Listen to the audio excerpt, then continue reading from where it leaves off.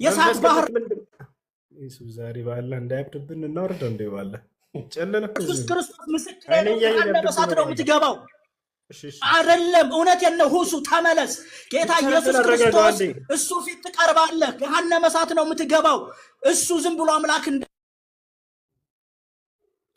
ዘዳግም 23ን ክፈትለት በኢየሱስ ስም ያንብብልን ወይንም ይረጋጋል። ያን አባቴ በመንፈስ ቅዱስ ሳትሆን የእግዚአብሔርን ቃል ልትረዳ አትችልም። ይረጋጋል ምናምን ትላለህ። እያዳንኩ ነው ያለሁት። መልእክት ነው ዛሬ የምነግርህ ያለሁት። አባ ዳግመኛ እንገናኝም ላልገባም እችላለሁ። እኔ ካንተ ጋር የምለፋለፍበት ጊዜም የለኝም ወንድም። እንድትድን ነው እስከ አዲስ ምበል ውሃ ጠጣ በአላህ ኧረ እኔ እየበላሁ ነው። ይኸው አይሰማህም እንዴ? እየበላሁ ነው። ረጋ በልና ሰው እየተደማመጠ እየተረዳዳ ጥቅስ እየተወጣ ምናምን አንዱ ሌላውን እየተረዳ አንዱ ለሌላ ሀሳቡን እያካፈለ ነው። እሺ ለምን መሰለህ? ክርስትና እንደ እስልምና አይደለም። እናንተ አላህ ምድር ይሁን ሰማይ ይሁን ዩኒቨርስ ይሁን ምን ይሁን ራሱን ያልገለጠ ምንም ማድረግ አይቻልም። ምንም ማድረግ አይቻልም። እሺ ሳይጨልልብን በጊዜ ብንሸኘው የተሻለ ይመስለኛል። ኖ ሳይሆን ለምሳሌ እንትን አንድ አምላክ አብ አለ ይላል። ያው እኛም ኢየሱስ ክርስቶስ ወልድ መሆኑን እኮ አምናለን እኮ። እኔ አምላክ ያለኝ በስጋዬ ነው ብሏል ወይ ኢየሱስ ክርስቶስ? ኖ በስጋዬ ሳይሆን አምላክ ያው አለ አሜን ጌታ። ስለዚህ ያላለው ግን ደግሞ እናንተ ታብራሩልን። ደግሞ ኢየሱስ ክርስቶስ ደግሞ እኛን ለማዳን እንትን ወደ ምድር በስጋው እንደመጣ እናምናለን። ኢየሱስ ክርስቶስ ለምን መጣ አይደለም ጥያቄ። እሱ አልጠየቅኩም ነው። አምላክ አለኝ ሲል ጊዜ ኢየሱስ ክርስቶስ እኔ አምላክ ያለኝ በስጋዬ ነው እንጂ እኔ ራሴ አምላክ ነኝ ብሏል ወይ? አላለ። ስለዚህ አምላክ አለኝ ኦኬ፣ አምላክ አለኝ አምላክን ስሙ አላለም። ስለዚህ ኢየሱስ ክርስቶስን እንድንሰማ ኢየሱስ ክርስቶስ አስታራቂያችን እንደሆነ ችግር የለውም። በኢየሱስ ክርስቶስ አምነን የዘላለምን ሕይወትን እንድናገኝ ነው ያስተማረን። ችግር የለውም። አስታራቂ ነው። ችግር የለውም። አዎ ነብያቶች ህዝብን ከአምላክ ጋር ችግር የለውም። እርሱን በማመን የዘላለማዊ ሕይወት ይገኛል ወይ? አዎ ኢየሱስ ክርስቶስ የአንድ አምላክ መልእክተኛ ነው ብሎ በማመን የዘላለማዊ ሕይወት ይገኛል። በዚህ ካልተገኘ በምን ይገኛል? አንድ አምላክ አለ። የአንድ አምላክ ኢየሱስ ክርስቶስን መልእክተኛ አድርጎ ልኮታል በማመን የዘላለማዊ ሕይወት ይገኛል። በዘመኑ ሁሉም ነብያት የአምላክ ተጠቅተዋል። አንዱ አምላክ መልእክተኛ እንደሆነ ስለ አንዱ አምላክ አምላክነት መስክረው ክርስቶስ የእርሱ መልእክተኛ ነው ብሎ በማመን የዘላለማዊ ሕይወትን ያገኙ ነበር። ስለዚህ ለምሳሌ እኔን ያየ አብን አይቷል ይላል። ለምሳሌ ያው ሙሴን ያየ እግዚአብሔርን ያያል። ኦኬ እኔን ያየ አብን ያየ ሲል ጊዜ በቀጥታ አብን ስለማየት ነው እየተናገረ ያለው ወይስ አው ለምን አብን አሳየኝ ትላለህ? ስለዚህ እኔን ያየ አብን አይቷል። ለምሳሌ ኢየሱስን አዩ ማለት ቀጥታ ስለማየት ነው ብለህና አብን አሳየን ነው። ስለዚህ ኢየሱስ ራሱ አብ ነው ማለት ነው አይደለ? ቀጥታ ማየት ነው አይደል? አው እኔና በአንድ ነን ያልከው እንትን ዮሐንስ 10:30 ላይ እኔና በአንድ ነን አለ። ስለዚህ አሳየን ሲሉት ጊዜ ስለ ቀጥታ ማየት ነው እየጠየቁት ያለው። ስለዚህ አብን ነው ያዩት ማለት ነው። ሌላ ነገር ነው እየጠየቁት ያለው። ኦኬ ለምሳሌ አንደኛ ጢሞቴዎስ 3:16 ላይ ለምሳሌ እግዚአብሔርን የማምሰል ምስጢር ያለ ጥርጥር ታላቅ ነው። ለምሳሌ የሆነ እንትን ጥቅስ ላይ ያመጣና ልክ ያስያዝ ለምሳሌ የኮሬላ ትሄዳለህ። ይሄን ጨርስ መጀመሪያ ስለ ቀጥታ ማየት ነው ወይ እየጠየቁት ያሉት እነዚህ ሰዎች? እርሱ ስለ ቀጥታ ማየት ነው ወይ የነገራቸው? አዎ ካልከን ስለዚህ ኢየሱስ አብ ነው ማለት ነው። አብን ነው ያዩት ካልከን አዎ ቀጥታ መልሷል እኮ።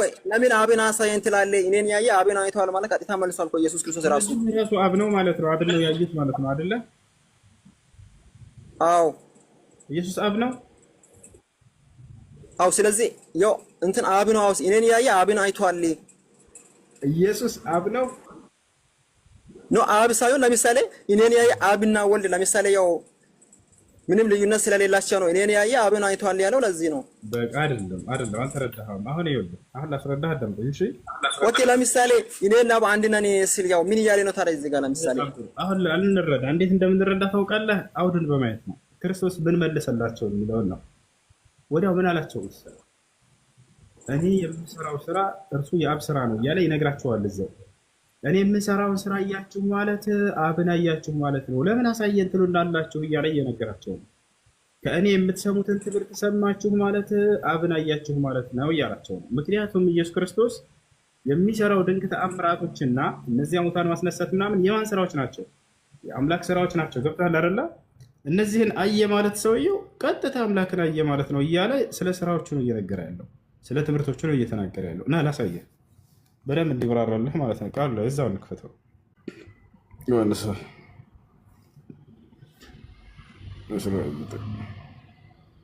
ከኔ ጋር ነህ አለ አለው። አሁን በደንብ እንድትከተል እሺ።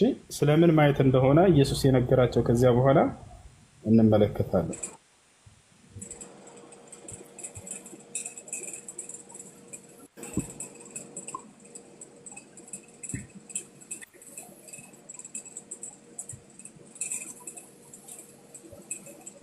አሁን በደንብ ተመልከት። ፊልጵስዩስ ጌታ ሆይ አብን አሳየንና ይበቃናል አለው። ኢየሱስም ባለው አንተ ፊልጵስ ሆይ ይሄን ያህል ዘመን ከእናንተ ጋር ስኖር አታውቀኝምን? እኔን ያየ አብን አይቷል። እንዴትስ አብን አሳየን ትላለህ አለ። አሁን ስለ አብ ማየት ማለት ምን ማለት እንደሆነ ሊገልጽ ነው ትርጉሙ። እኔ በአብ እንዳለሁ አብን በእኔ እንዳለ አታምኑምን?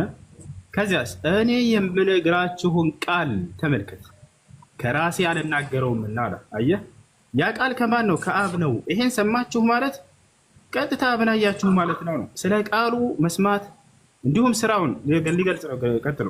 ነገር ግን በእኔ የሚኖረው አብ እርሱ ስራውን ይሰራል። ኢየሱስ ክርስቶስ የሚሰራቸው ድንቅ ስራዎችና የሚያስተምረው ትምህርት የምትሰሙት ቃል የአብ ነውና እርሱን ስራውን አያችሁ ማለት የምሰራውንና የምናገረውን ሰማችሁ ማለት አብን አያችሁ ማለት ነው። አለቀ በቃ። ይሄ ወጣ አይደለ? እኔ በአብ እንዳለሁ አብን በእኔ እንዳለ እመኑኝ፣ ባይሆንስ ስለራሱ ስለ ስራው እመኑኝ አለ። የሚሰራውን ስራ ነው። ያን ስራ አያችሁ ማለት ክርስቶስ ሙታንን ሲያስነሳ አይንን ሲያበራ ምናምን የማን ስራ ነው? የአብ ስራ ነው። እሱን አይተሃል እስከ ዛሬ ከኔ ጋር እየኖርክ ያን ሁሉ ስታይ እንዴት አሳየን ትለኛለህ ዛሬ እያለው ነው። ያን አየህ ማለት ስራዬን አብን አይተሃል ማለት ነው። በቃ ወጣ አይደለ? ይህ ነው። ስለዚህ ያው አብን ለምሳሌ ኦኬ እዚህ ጋር እያለ ያለው እንትን በፊዚካሊ የሚያው አብን በቃ እኔን ካያችሁ አብን በቃ አይታችኋል እያለ ነው። በፊዚካሊ ለምሳሌ አካሉን አይደለም ስራውን ነው። ለምሳሌ የምትሰሙት ቃል አለ የምሰራውን ስራ ብሎ ሁለቱን እንደሆነ ገለጸላቸው። ይሄ ኢየሱስ ነው እንዴ ስራው? አይደለም። ቃሉ ኢየሱስ ነው ወይ የሚናገር? አይደለም። የምትሰሙት ቃልና የኔ አይደለም እርሱ የአብ ነው አለ። በእኔ የሚሰራውም አብ አለ። የሐዋርያት ሥራ ምዕራፍ 2 ቁጥር 26 ላይ ብሏል ብያለሁ ቅድም። ምዕራፍ 26 ላይ አምላክ በኢየሱስ በኩል ተአምራትን ይሰራ ነበር ይላል። አየህ አይደል? በእኔ የሚሰራው ማለት ያን ተአምር ሲሰራ የነበረው ሙታንን ሲያስነሳ ምናምን የነበረው አምላክ ነው። ያን ስራ እያችሁ ማለት አብን አያችሁ ማለት ነው አላቸው። ያን ንግግር ማስተማማችሁ ማለት እስቲ ታወጣልኛለህ? አንተ ታነብልኛለህ በጠይቅህ? ያው ምን ነው ሳክ? እስቲ ሱራህ 46 ቁጥር 9 ያለችዋ ምንድን ነው የምትለው? በሱ ጥያቄ ምንድን ነው? ጥያቄ አይ ነብይ እንዳልሆነ ነው የሚናገረው ብዬ ነው። እሺ ነብይ አይደለም ይላል። አዎ እኔ ማውቀው ነገር የለም ይላል። እኔ ከመልእክተኞች አልበልጥም፣ ምን እንደሚሰራ ማውቀው የለም ይላል። እኔ ነብይ አይደለሁም ይላል። ከነቢያት ነው ከመልእክተኞች አልበልጥም፣ ምን እንደሚሰራ አላቅም ይላል። እሺ እኔ ነብይ አይደለሁም ይላል ወይ? እኮ አንብብልኝ ይዘው አይደለ? ችግር የለውም በቃ ላንብብልሽ። እኔ ነብይ አይደለሁም ይላል ያሳየን ነው። እሺ ጥያቄ ምንድነው? ነብይ አይደለም ነው። እሺ ሱራ ስንት ነው ያልከው? ወሱ ትልቅ ሰው ናቸው። 46 እሺ 46 ቁጥር 9 እሺ 46 9 እሺ እዚህ ጋር ምንድነው የሚለው ነው ያልከው? አንብበው ያው ይዘዋል። ኦኬ ነብይ አይደለሁም ብሎ ብለህ ተናግረሃል። እንደሱ የሚል የለም። እሺ ከይቅርታ ጋር አይደለም ምን እንደሚሰራ ማውቀው እኮ የለም አለ። ነብይ ደግሞ ያውቃል አይደለም። አዳምጥ አንድ ጊዜ። እሺ ነብይ ስለምን እንደሚናገር እናያለን። እሺ ላንብብልህ። እሺ በቃ ሐሰን ወንድማችን ያወጣልህ። አሁን ተመልከት። ምን ይላል መሰለህ? ቁጥር 9 ላይ ከመልእክተኞች ቢጤ የሌለኝ አይደለሁም፣ በእኔም በእናንተ ምን እንደሚሰራም አላቅም። ቀጥሎ በእኔም በእናንተ ምን እንደሚሰራ አላውቅም። ስለዚህ የማያውቅ ነብይ ብለህ ለምን ትከተላለህ? አሁን ጥያቄው ነብይ አይደለሁም ብለዋል ብለህናል። ነብይ አይደለም ካላወቀ ትክክል ነው፣ ነብይ አይደለም። እስኪ ረጋ በለ እንደ ትልቅ ሰው አውራ እንጂ። ነብይ አይደለሁም ያለው የቱ ጋር ነው? ይኸው አላም ካለ ያው ልክ ነው። ምን እንደሚሰራ ማውቀው የለም ማለት ነው። ነብይ አይደለሁም ያለው የቱ ጋር ነው ያልከው? አሁን ብሎ እንደሱ እሱስ አለህ ነብይ አይደለሁም ብሎ እኮ መጻፍ ብቻ አይደለም። ወርድ እኮ አንድ ነገር በአዳም ተረጋ በል። ወደሱ ወደ ቃሉ በደንብ አድርገን አብራራልሃለሁ። እሺ ስለዚህ አሁን የተጠየቀው ግን ነብይ አይደለሁም ብሏል ያልከው የቱ ጋር ነብይ አይደለሁም የሚል ቃል አለ ወይ ነው? አሁን እሳ በእኔም ማለት በእናንተ ምን እንደሚሰራ አውቅም። ስለዚህ የማያውቅ ሰው ልከተል እሱን ትጠይቀኛለህ፣ ለምን ትከተላለህ ምናምን የሚለውን ነብይ አይደለህም የሚል ቃል አለ ወይ ነው ጥያቄው። እንዴ እኮ ይኸውልህ ምንም አላውቅም እያለ የተጠየቀውን መልስ እንጂ ነብይ አይደለህም የሚል ቃል አለ ወይ ነው ጥያቄው። ኖ ቃል መጻፍ ብቻ አይደለም። ማያውቅ ከሆነ ነብይ አይደለም። እርሻድ ጤነኛ አይደለም። ለመጨረሻ ጊዜ ልጠይቅህ፣ የተናገርከው ቃል አለ ወይ እዚህ ጋር ነብይ አይደለሁም ብሏል ሙሐመድ አልከን። የቱ ጋር ነው ነብይ አይደለሁም ያለው? ይኸውልህ ወርድ ባይ ወርድ ሳይሆን እሱን ነው እየፈለኩኝ ያለሁት። ቆይ አንዴ አላውቅም ያለው ምንድን ነው የሚለውን ትጠይቀናለህ፣ እናወራለን። በእርሱ ላይ አልኩህ እኮ ቃል ገባሁልህ። ነብይ አይደለሁም የሚል ቃል አለ ወይ እዚህ ጋር ነው? ይኸውልህ ነብይ አይደለሁም የሚል ቃል በቃል የለም። ነገር ግን ምንም አውቀው ነገር በእኔም በእናንተ የሚደረገውን አላውቅም ካለ ነብይ ደግሞ የሚያውቅ ነው። አዳምጥ፣ ቆይ ተረጋጋ። እሺ ችግር የለውም እሱንም ብናወራ። ነብይ የሩቅን ማወቅ የምን ባህሪ ነው? ቀጥል። የሩቅን ማወቅ የምን ባህሪ ነው? ምንድን የነብይነት ነው? የነብይነት ባህሪ ነው። ነቢያቶች የሩቅን ያውቃሉ። ይህ የነብይነት መስፈርት ነው የሚለውን ከየት ነው ያገኘው? ኖ ሳይሆን ቆይ አንዴ፣ የነብይነት መስፈርት አንደኛው ምንድነው? የሩቅን ያውቃሉ ነብያቶች ካልክ የቱ ጋር ነው ይሄን ያገኘው? ቢያንስ ወይ ከመጽሐፍ ቅዱስ ወይ ከቁርአን ደስ ካለ አሳየን። ስማ ከመጽሐፍ ቅዱስ ነው እንጂ ያልነበረው ከዚህ በፊት ሳይውል አሳየን። ነብያቶች የሩቅን ያውቃሉ የሚለውን አሳየን። እንደ ቲጂ ያለውን ጊዜ ትሰጣለህ፣ እንደኛ ያለውን አታናግር። ወሬ አታብዛ። ነብያቶች የሩቅን ያውቃሉ የሚለውን አሳየን። የቱ ጋር ነው? ክፈት እኮ አዳምጣ። ስለዚህ አሁን መሐመድ ነብይ ያለመሆኑን እየመሰከረ ነው እኮ። አንብብልን አንዴ። የቱ ጋር ነብያቶች የሩቅን ያውቃሉ የሚለው እኮ እና ልንገርህ ምዕራፍና ቁጥር ስተን ልናየው ነው። ያውና ትልቁ ላይ ላድርገው፣ እሱን መጽሐፍ ቅዱስ ላይ ያውጣለን። አሳየና እና ቆይ ልንገርህ፣ ንገረህ፣ ክፈትልህ ምዕራፍና ቁጥር። ዞሮ መሐመድ ነብይ ያለመሆኑን እያወቀ ነው። ምዕራፍና ቁጥር ተናገር። አሁን ውሸታም እንደሆንክ ካልቸኮል እነግርሃለሁ፣ ከቸኮል አልነግርህም። በቃ ንገረው። ያው ከፍተል ተዘጋጅተል ንገረው ምዕራፍና ቁጥር። እሺ ስለዚህ ጥሩ ነው ነብይ ያለመሆኑን ማመን ጥሩ ነው። ስለዚህ ንገረው፣ ልንገርህ ትላላቸው እንጂ ወላሂ ላዝም እንደ መጨረሻ ማየም ነው እያወራህ ና ልንገርህ ተናገር። ምዕራፍና ቁጥር ያው የለመደ ምዕራፍና ቁጥር ልንገርህ ቅድም አንተ ተናገር። ለእሱ ንገረው ምዕራፍና ቁጥር እየጠበቀህ ቀስ በል ልንገርህ። በቃ እየጠበቀህ ነው። ለእሱ ንገረው ያላ እኮ እና ቀስ በል ልነግርህ። እንዲህ ተዘጋጅቻለሁ እኮ አታቋርጠኝ። ሀይ ንገረው። ስለዚህ ለቅድም አንተ ተናገራል። በሙሴ በኩል የእነ አብርሃምን ለምን ነገረህ ብለህ ጠይቀዋል አርቲስትን። እና ቆይ አንተን የራስህን ጨርስ፣ ወደ አርቲስት ጥያቄ ትሄዳለህ። አይደለም አንተ ራስህ መልሰኸዋል። እየጠበቀህ ነው ነገረው። አያችሁት አይደል? አንተ መልሰኸዋል ብዬ ነዋ። ስለዚህ አንድ ምንም ነገር ሳይይዙ ነው ነብዩ ሰለላሁ ዐለይሂ ወሰለም ተቸ ይወጣ። አሁን ላስረዳቸው። አንቀጹ የምናገረው ስለምንድን ነው? አንድ የቅድም ቁርአን ምዕራፍ ላይ አድርገው ሐሰን አሁን ላስረዳችሁ ስለምን እየተናገረ እንደሆነ። የሩቅንና ድብቅ አንዴ ትጠይቃለሽ፣ አንዴ ይሄን ላስረዳቸው። ከመልእክተኞች ቢጤ የሌለኝ አይደለሁም አሉ ነብዩ ሰለላሁ ዐለይሂ ወሰለም። ከመልእክተኞች ሲሉ ነብያቶች ለማለት ነው፣ እንደቀደሙት ነብያት እንጂ እኔ ሌላ የተለየሁኝ አይደለም እያሉ ነብያችን ሰለላሁ ዐለይሂ ወሰለም እየተናገሩ ነው። በእኔም በእናንተ ምን እንደሚሰራም አላውቅም አሉ ነብዩ ሰለላሁ ዐለይሂ ወሰለም። አያችሁ አይደል? በእኔም በእናንተ ምን እንደሚሰራም አላውቅም። ከምን አንጻር ነው አላውቅም እያሉ ያሉት ከተባለ እንዳው ጠቅላላ እውቀትን ነው አላውቅም እያሉ ያሉት? ላ አይደለም። ከምን አንጻር እንደሆነ እዚሁ ጋር ቀጣዩ አውዱ ይነግራቸዋል። ስለምንድነው ወደፊት የሚወረደውን ራእይ አምላክ ሳያወርድ በፊት በራሳቸው ሊያውቁ አይችሉም። ነብዩ ሰለላሁ ዐለይሂ ወሰለም ሆኑ የቀደሙትም ነብያት። ቀጥሎ ምን አለ? ስለ ራእይ እንደሆነ ወደ እኔ የሚወረደውን እንጂ ሌላን አልከተልም። አያችሁ፣ እውቀት እያለ እያነሳ ያለው ስለሚወረድላቸው እውቀት ወይንም ደግሞ መለኮታዊ ራእይ እንደሆነ እዚህ ጋር አውዶ ይነግራቸዋል። እኔም ግልጽ አስፈራሪ እንጂ ሌላ አይደለሁም አሉ። የሚያስፈራሩት በምንድን ነው? በሚወረድላቸው ራእይ ማለት ነው። ስለዚህ ነቢያችን ሰለላሁ ዐለይሂ ወሰለም የአምላክ መለኮታዊ ራእይ ቁርአን ሳይወርድላቸው በፊት ቀድመው ያውቁት ነበር ወይ? ላ አያውቁትም። ሰው ናቸውና ገብተዋል አይደለ? አሁን ከነቢያቶች መለኮታዊ ራእይ ከመወረዱ በፊት ወደ እነርሱ ቀድመው አምላክ እግዚአብሔር ሳይወርድላቸው በፊት ያውቁታል የምትል ከሆነ ይሄን ጥቅስ ታሳየናለህ። ነቢያችን ሰለላሁ ዐለይሂ ወሰለም እዚህ ቦታ ላይ እየተናገረ ያሉት ስለዚህ ነው እንጂ ስለ ወደፊቱ ነቢይ ሰለላሁ ዐለይሂ ወሰለም ጀነት ማን ይገባል፣ ጀሃነም ማን ይገባል ሁሉ በደንብ ያውቃሉ። መቼ እንደሚሞቱ ያውቁ ነበር፣ ይነግሩን ነበር። ስለ ወደፊት ትንቢት እየተናገሩ እንዲህ ይፈጸማል ወደፊት እያሉ የተፈጸሙ በርካታ ትንቢቶችን አሳያለሁ ከፈለግ። ስለዚህ ነቢይ ሰለላሁ ዐለይሂ ወሰለም እዚህ ቦታ ላይ እየተናገሩ ያሉት ስለሚወረደው ራእይ እንደሆነ አውዱ ራሱ ይነግራቸዋል። ይህ መገንዘብና መረዳት ለሚፈልግ ሰው ማለት ነው። ይቻላል። ሌላ ጥያቄ? ነብዩ መሐመድ ማን ነው የፈጠረው? አላህ ማን ነው የፈጠረው?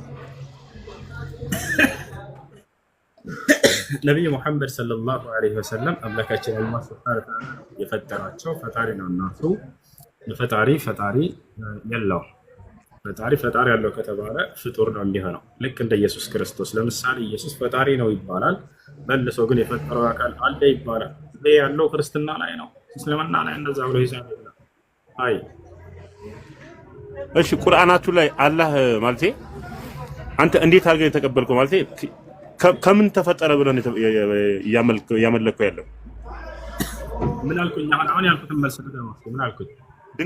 ድንገት መጣ፣ ድንገት እያመለከው ነው የምለው ወይስ እንዴት ነው? ማለት ከምን ተፈጠረ አለ? አሁን ያልኩትን መልስ ድገመው። ምንድን ነው ያልኩት? ፈጣሪ የለውም ብለኛል። አይዋ፣ ስለዚህ ኢየሱስ ክርስቶስ ፈጣሪ ነው አይደለም?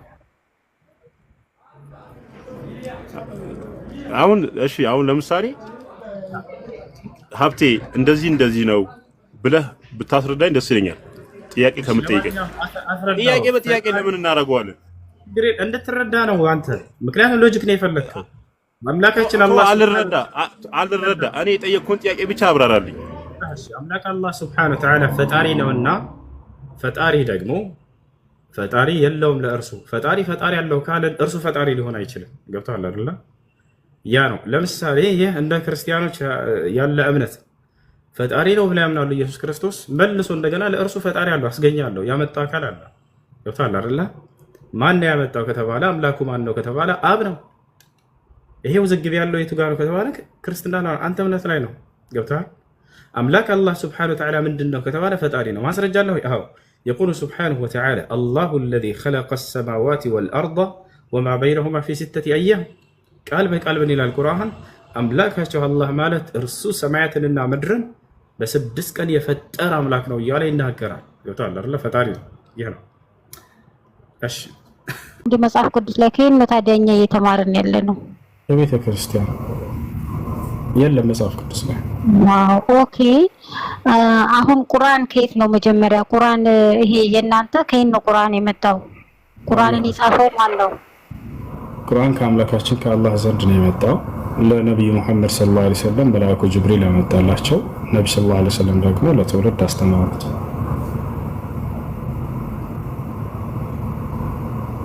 አላህ ሲናገር ምን ይላል? ስለ ቁርአን አመጣጥ ራሱ ሲነግረን ወኢነሁ ለተንዚሉ ረቢል ዓለሚን ነዘለ ቢሂ ሩሑል አሚን ዐላ ቀልቢከ ሊተኩነ ሚነል ሙንዚሪን ይላል። ይህ ቁርአን ከዓለማቱ ጌታ ተወረደ ይላል። ታማኙ መንፈስ ወይንም መልአኩ ጅብሪል አወረደው አለ። ዐላ ቀልቢከ ሊተኩነ ሚነል ሙንዚሪን፣ በአንተ ልብ ላይ ያወረደው ከነቢያቶች እንድትሆን ዘንድ ሙሐመድ እያለ ይናገራል። መልአኩ ጅብሪል ወይንም መልአኩ ገብርኤል አብሳሪው መልአክ ገና መጀመሪያ በተገለጠ ጊዜ ነገራቸው ለነቢዩ ሙሐመድ፣ ያ ሙሐመድ አነ ጅብሪል ወአንተ ረሱሉላህ አላቸው። ሙሐመድ ሆይ እኔ መልአኩ ገብርኤል ነኝ፣ አንተ ደግሞ የአምላክ የአላህ መልእክተኛ ተደርገህ ተመርጠሃል ብሎ አበሰራቸው። ከዚያም የመጀመሪያው ምዕራፍ አወረደላቸው፣ ሱረቱል ዐለቅ እቅራ። ከዚያ በተከታታይ ሙሉ ቁርአንን ያ ታላቁ መልአኩ ጅብሪል ይዞት ወረደ። አላህ በቁርአን ላይ ሲናገር ቁርአንን ያወረደው ጅብሪል እንደሆነ ከአላህ ዘንድ ሲነግረን ቁል መን ካነ ዐዱወን ሊጅብሪል ፈኢነሁ ነዘለሁ ዐላ ቀልቢከ ቢኢዝኒላህ እያለ ይናገራል። በእኔ በአላህ ፍቃድ በአንተ ልብ ላይ ይህን ቁርአን ያወረደው ወደ አንተ መልአኩ ገብርኤል ነው እያለ ይናገራል። የዚህን ቁጥር ልትነግረኝ ትችላለህ? እሱ ይቅርታ እነግርሻለሁ፣ ችግር የለም። ይህ ቁርአን ከአላህ ነው የሚለውን ይህ ቁርአን ከአላህ ነው የሚለውን ቴሌግራም ላይ አንዴ ግቢ። ምስጋና ምዕራፍ 39 ቁጥር 1 አለልሽ። ቁርአን ከአላህ ዘንድ የተወረደ እንደሆነ መጽሐፍ የተወረደው አሸናፊነት በእኛ ከሆነው ከአላህ ነው እያለ ይናገራል። ሌላም ቦታ በርካታ ቦታ አለ። እሺ ምን አልሽኝ ሀና? ቀጥይ። አመሰግናለሁ። ጌታችንና መድኃኒታችን ኢየሱስ ክርስቶስ ከሙታን ሲነሳ ማንም አላየውም የሚል ነገር ስትናገር ነበርና ጌታችንና መድኃኒታችን ኢየሱስ ክርስቶስ ከሙታን ሲነሳ ወይም ድንጋዩን ፈንቅሎ ከመቃብር ሲነሳ በእርግጥ ያው እንትኑ ከውጪ ጠባቂዎች ነበሩ። ግን በኋላ መግደላዊት ማርያም መታለች። እሱንም ሽቶ ልትቀባ ነበር የመጣችው። መታለች። ስትመጣ ግን ተከፍቶ በውስጡ ምንም እንደሌለ አይታ ስትመለስ አግኝታዋለች እኮ። አግኝታው አሳይቷታል እኮ፣ ተገልጾላታል እኮ። ተገልጾላት ሄዳ ለሐዋርያቶች ነግራ ተመልሳ እኮ እንትን ብላለች። እሱ እኮ በግልጽ ጥያቄው እሱ አልነበረም። ጥያቄው ምን ነበር? ኢየሱስ ክርስቶስ ሞትን ድል አድርጎ ከመቃብሩ ሲወጣ ሲነሳ ያየው ሐዋርያ አለ ወይንስ የለም ነው። ያየው የለም።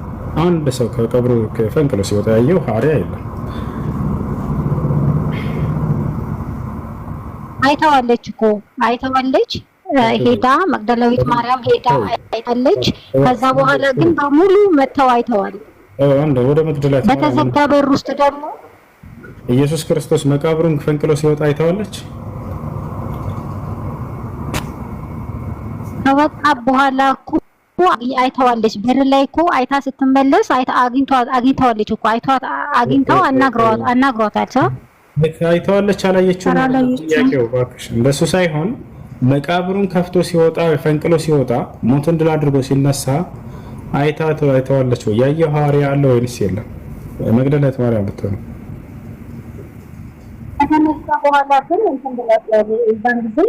ሲነሳ አላየችውም በይና ችግር የለውም። ከዚያ በኋላ ስላለው እናወራለን። ችግር የለውም።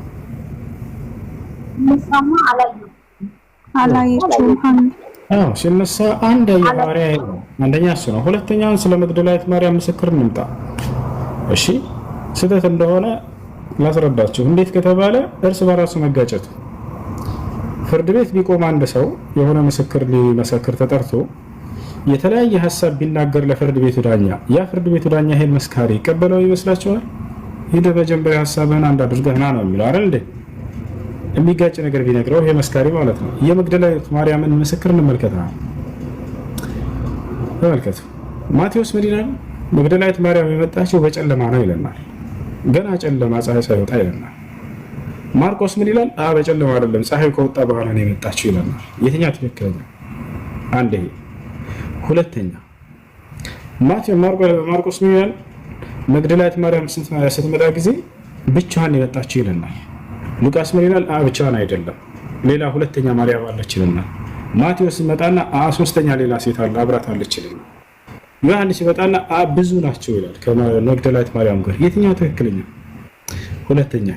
ሶስተኛ መግደላዊት ማርያም ስትመጣ ጊዜ ማርቆስ ምን ይለናል? ገና እንትኑን ድንጋዩ አልተነሳም ነበር ይለናል። ያን ከመቃብሩ ላይ ማለት ነው። ሌላኛው ምን ይላል? ተነስቶ ነበር የመጣችው ይለናል። ተመልከቱ። ዮሐንስ ምን ይላል? ይመጣና መግደላዊት ማርያም ስትመጣ ጊዜ መልአክ ነው ያገኘችው ይለናል በመቃብሩ ስር። ማርቆስ ምን ይላል? መልአክ አይደለም ሰው ነው ያገኘችው ይለናል። የትኛው ትክክለኛ? የትኛው ነው ሊታመን የሚችለው? እንዳለ ሁሉም ምስክሮቹ ግጭቶች ናቸው። ቦታች አለ እያሳየህ ብትነግረን ይላል። ላሳያችሁ። ማየት ትፈልጊያለሽ? ላሳይሽ። ይሄ ሁሉ ግጭት ላሳያችሁ። እንዳለ ይሄ ሁሉ ግጭት ነው። ሲቀጥል ይሄ ብቻ አይደለም። የሚገርማችሁ መግደላዊት ማርያም አየች ተባለሽ። መቃብሩን ባዶ መቃብር አየሁኝ አለችና መጣ ለሐዋርያቶች ልትነግራቸው ሄደች ይለናል መጽሐፍ ቅዱስ። ሄዳ ስትነግራቸው ጊዜ አላመኗትም። ቅዠት መስሎ ታያቸው። እንዳውም ይላል ተነስቷል ጌታ ስትላቸው ጊዜ ኢየሱስ ክርስቶስ ተነስቷል ስትላቸው አላመኑም ነበር ይላል ሐዋርያቶች። ለምን አላመኑም? ኢየሱስ ክርስቶስ እንደሚነሳ ቀድሞ አስተምሯቸው ነግሯቸው ከሆነ ቅዠት እንዴት መስሎ ሊታያቸው ይችላል? ትንቢቱ ተፈጸመ፣ የዓለም ሰው የሚድንበት ያ ጉዳይ ተሳካ እኮ ብለው ሊደሰቱ ነበር የሚገባው። ግን አላመኗትም። ጭራሽ ለማረጋገጥ መጡ። ቦታቸው አላርሙ ቅዠት መስሎ እንዳታያቸው ውሸት ነው የምትሉት፣ ወላሂ ያሳያቸው። ቅዠት መስሎ ታያቸው ሐዋርያቶች አላመኑም ነበር።